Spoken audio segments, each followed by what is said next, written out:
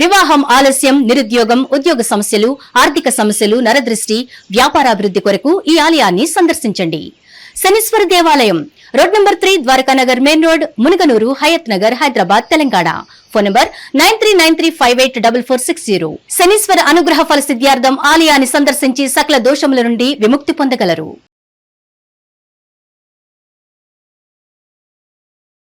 2025కి 26కి జనవరి 1 నుంచే వీళ్ళకి ఎల్నాట్స్ జరుగుతుంది. అంటే this is the year of youth, the year of duality, the year of ego, the year of uncertainties, the year of manifestation. 2026లో ఏంటంటే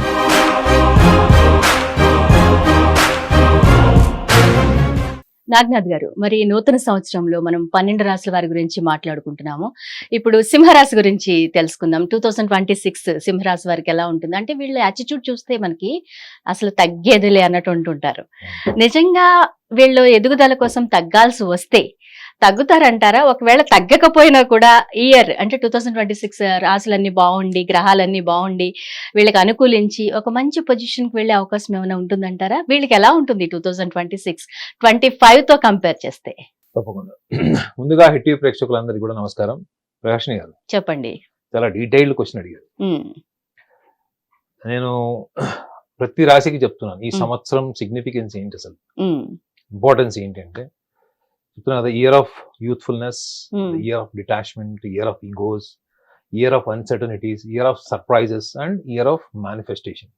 అంటే ఈ సంవత్సరంలో ఎన్ని రకాల అనుభవాలు ప్రతి రాశివాడు చూస్తాడు. ఒక్కొక్క టైం ఏ మాసం లేదన్నది కూడా నేను చెప్తున్నా ప్రతి ఒక్కడు. ఓకే. సింహరాశి వాళ్ళు తగ్గేదే లేదన్నారు కదా, ఈసారి తగ్గాల్సిందే, తగ్గి తీరాల్సిందే. అర్థమైందా? మీరు తగ్గేదేలే కాదు, తగ్గాల్సిందే. అంతేనా? ఎందుకు అంటే అసలు ఈ సంవత్సరంలో వాళ్ళకి వెరీ వెరీ ఇంపార్టెంట్ ఆస్పెక్ట్ ఏంటంటే వైరాగ్యం. ఇయర్ ఆఫ్ డిటాచ్మెంట్ అని కూడా చెప్పాను మీకు. వైరాగ్యం, the year of detachment, the year of ego, the year of uncertainties. ఈ మూడు వీళ్ళ మీద చాలా తీవ్రమైనటువంటి ప్రభావం ఉంటుంది. ముఖ్యంగా January to March most unfavourable time సింహరాశి వాళ్ళకి. అంటే ఫైనాన్షియల్ మ్యాటర్స్.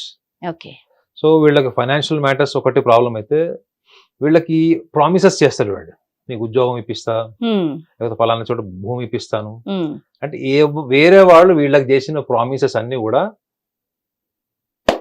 ఫుల్ఫిల్ కావు.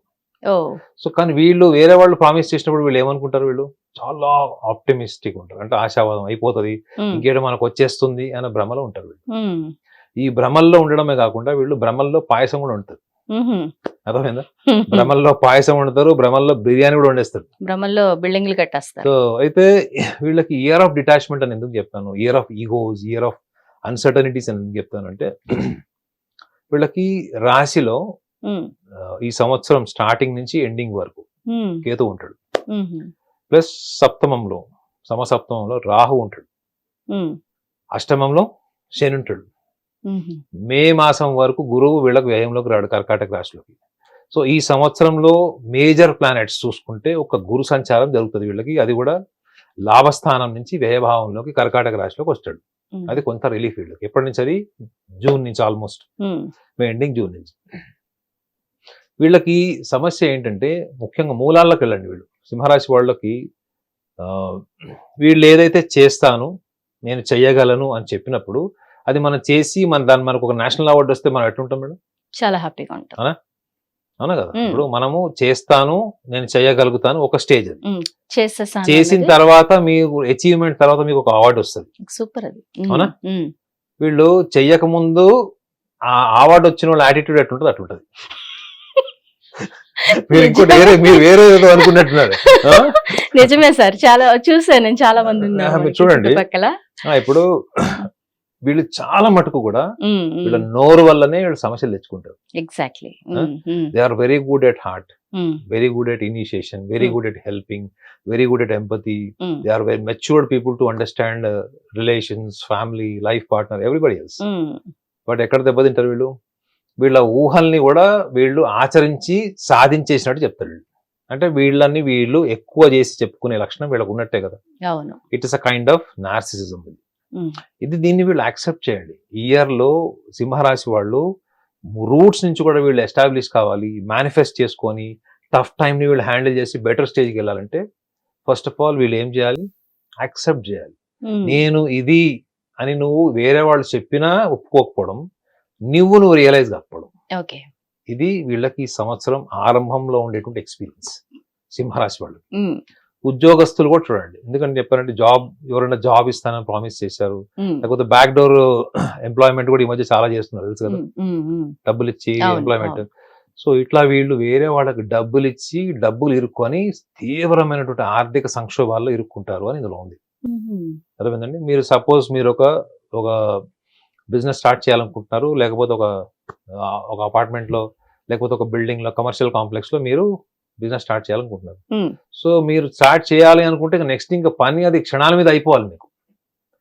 అక్కడ వీళ్ళకి లీగల్ ప్రాబ్లమ్స్ కూడా వస్తాయని ఉంటుంది ఈ సంవత్సరంలో. అంటే ఏంటి, వీళ్ళు మంచి చెడు తెలుసుకోకుండా లోతుగా అగ్రిమెంట్ లోకి వెళ్ళి ఆ బిజినెస్ స్టార్ట్ చేయలేరు, ఆ మనీ బ్లాక్ అవుతుంది, ప్లస్ అది లీగల్ గా ప్రొసీడింగ్ అవుతుంది.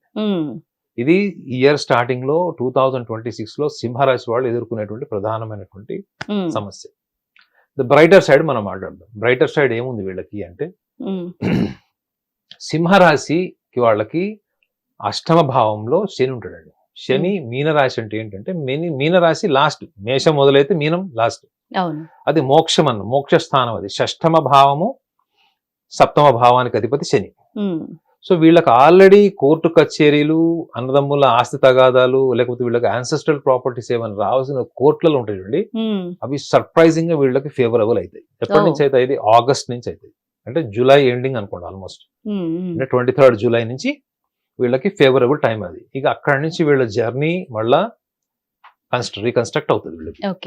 సో వీళ్ళు స్టార్టింగ్ లో ఏవైతే వీళ్ళకి డిస్ప్యూట్స్ ఉన్నాయో, రైవలరీస్ ఉన్నాయో ప్రాపర్టీస్ విషయంలో ఫ్యామిలీ మెంబర్స్ తో వాళ్ళతోని మీరు కొంచెం వెయిట్ చేయండి సహనంతో.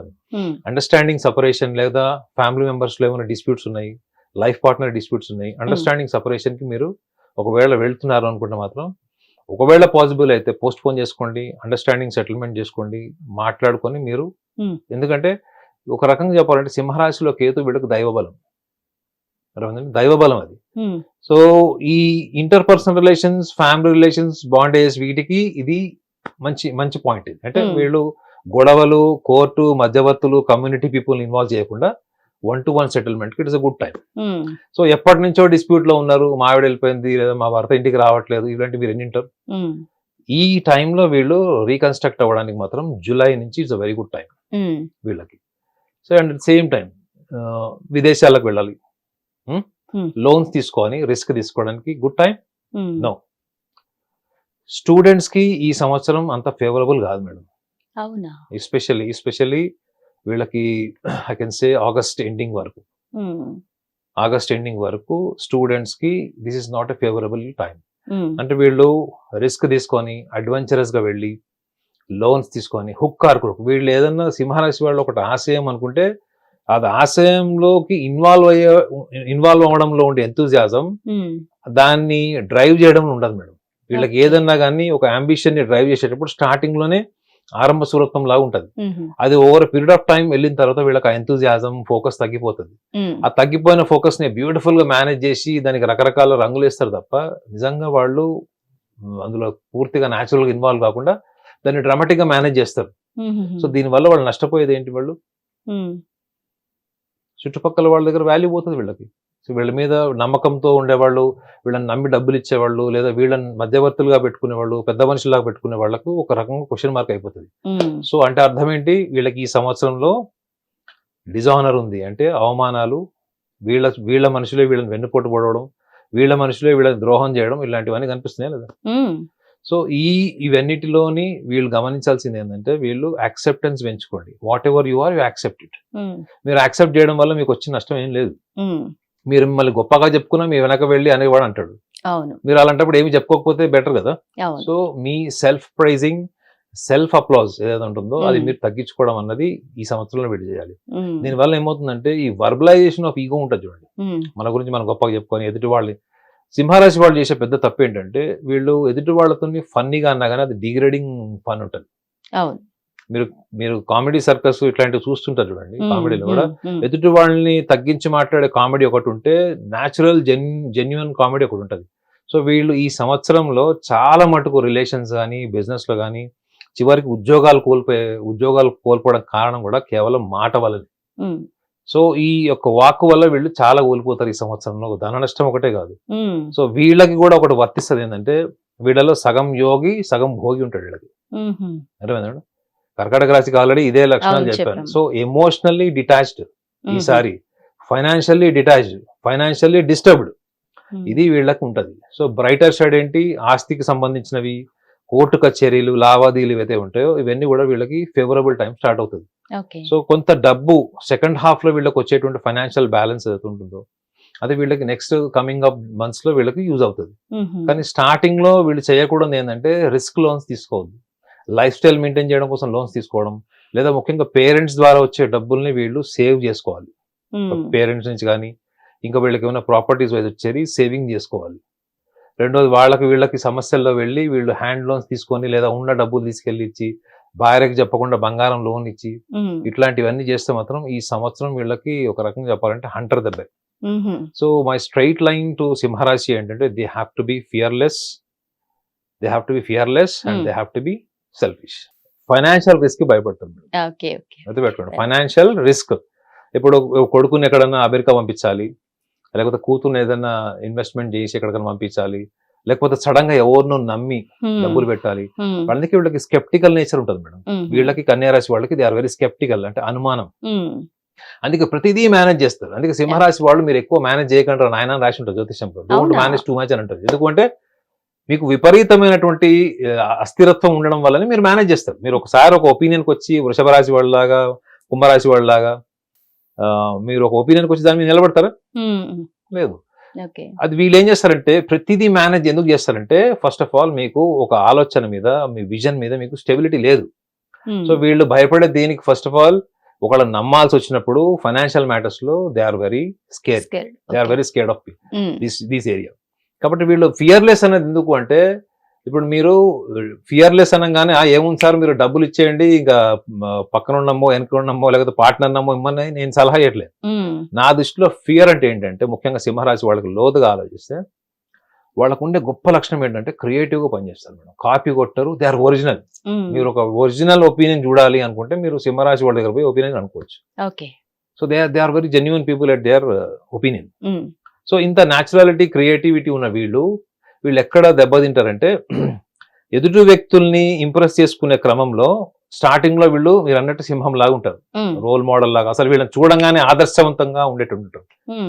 ఒక్కసారి వీళ్ళు ఎదుటి వ్యక్తుల్ని గమనించి వాళ్ళ పొగడ్తలు, వాళ్ళ యొక్క అభినందనలు, వాళ్ళు వేసే శాల్వలు, సత్కారాలకి వీళ్ళు అలవాటు పడితే, అది దూరం అయిపోతే అప్పుడు వచ్చేది భయం.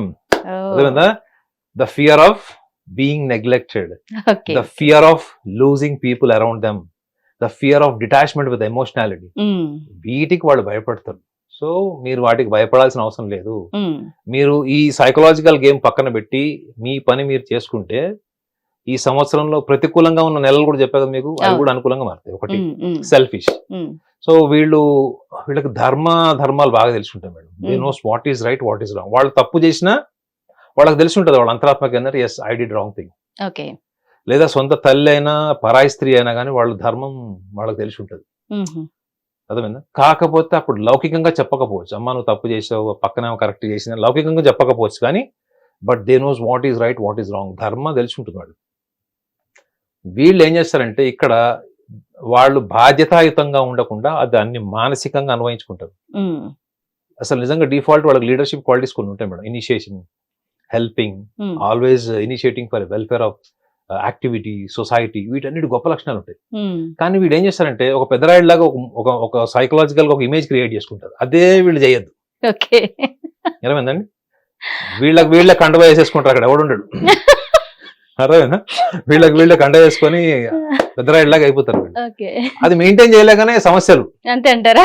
వీళ్ళకి అసలు డిఫాల్ట్ పెద్దరాయిల లక్షణాలు ఉంటాయి, కానీ వీళ్ళు మానసికంగా ఒక ఫ్రేమ్ లోకి వెళ్ళిపోవడం వల్ల అది మెయింటైన్ చేస్తుంటే ఎవరు రెస్పాండ్ కాకపోవడం వల్ల వీళ్ళు రకరకాల కన్ఫ్యూజన్, ఈ కన్ఫ్యూజన్ లోనే వీళ్ళ ఒరిజినాలిటీ కోల్పోతాం. That originality self is the self.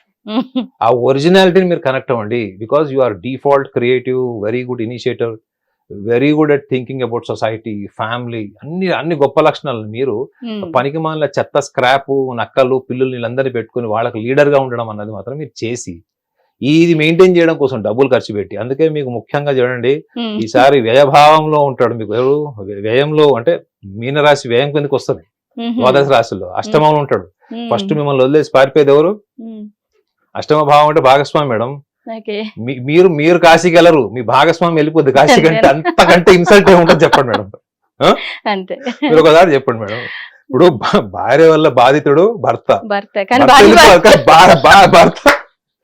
కాదు, భర్త కాశీకి వెళ్ళిపోతే అర్థం ఉంది. భార్య మొత్తం ఊరంతా ఇలాకా అంతా తిట్టుకుంటారు, నీ వల్ల నీ మొగుడు వెళ్ళిపోయాడు. రివర్స్ ఏంటి? భార్య వెళ్ళిపోతుంది అనుకోండి, భార్య వెళ్ళిపోవచ్చు. సింహరాశిలో పుట్టిన భార్య అయితే భర్త వెళ్ళిపోవచ్చు. అర్థమవుతుందా మీకు? పాత సినిమాల్లో సాంగ్స్ గుర్తొస్తున్నాయి నాకు ఇప్పుడు. కాశీకి పోయాను రామారావు సాంగ్. సో పాజిటివ్ గా తీసుకోండి. నాట్ మేకింగ్ ఫన్ అని anyone, but this will happen in case if you don't gel with the modifications and enhancement. So కాబట్టి సింహరాశి వాళ్ళకి ఈ సెల్ఫిష్నెస్ అన్నప్పుడు గొప్ప లక్షణాలు మీకు ఉన్నప్పుడు మీరు ఆ గొప్ప లక్షణాలతో కలిసి ఉండడమే you are being with yourself. You are being with yourself itself is a selfishness. And psychological process, psychological game, managing people, modifying people, financially organizing people, this is a psychological game. That is even worst. ఒకవేళ మీరు compare చేసుకుంటే మీ యొక్క leadership qualities తో compare చేస్తే ఈ చిన్న observation లోకి వీళ్ళు వచ్చారనుకోండి madam, 2026 will be a wonderful year for సింహరాశి. సూపర్ చెప్పారండి నాగనాథ్ గారు. Thank you very much. ప్రపంచవ్యాప్తంగా ఉన్న భారతీయులందరికీ, హిట్ టీవీ ప్రేక్షకులందరికీ నూతన సంవత్సర శుభాకాంక్షలు. హిట్ టీవీ యాప్, ఇందులో short news, live news, entertainment shows, movies, digital magazines తో పాటు మీ జిల్లా వార్తలను కూడా ఫ్రీగా చూడొచ్చు. ఇంకెందుకు ఆలస్యం, వెంటనే హిట్ టీవీ యాప్ ని డౌన్లోడ్ చేసుకుని ఫ్రీగా ఎంటర్టైన్మెంట్ పొందండి. Hit TV app. Hit TV app. Please download hit TV app. Hit TV app ని ఫ్రీగా డౌన్లోడ్ చేసుకుని ఎంజాయ్ చేయండి. మీకు నచ్చిన ఎంటర్టైన్మెంట్ కోసం హిట్ టీవీ యాప్ ని ఫ్రీగా డౌన్లోడ్ చేసుకుని ఎంజాయ్ చేయండి. హిట్ టీవీ యాప్ ని డౌన్లోడ్ చేసుకుని ఆస్వాదించండి, ఆశీర్వదించండి. ఇంతమంది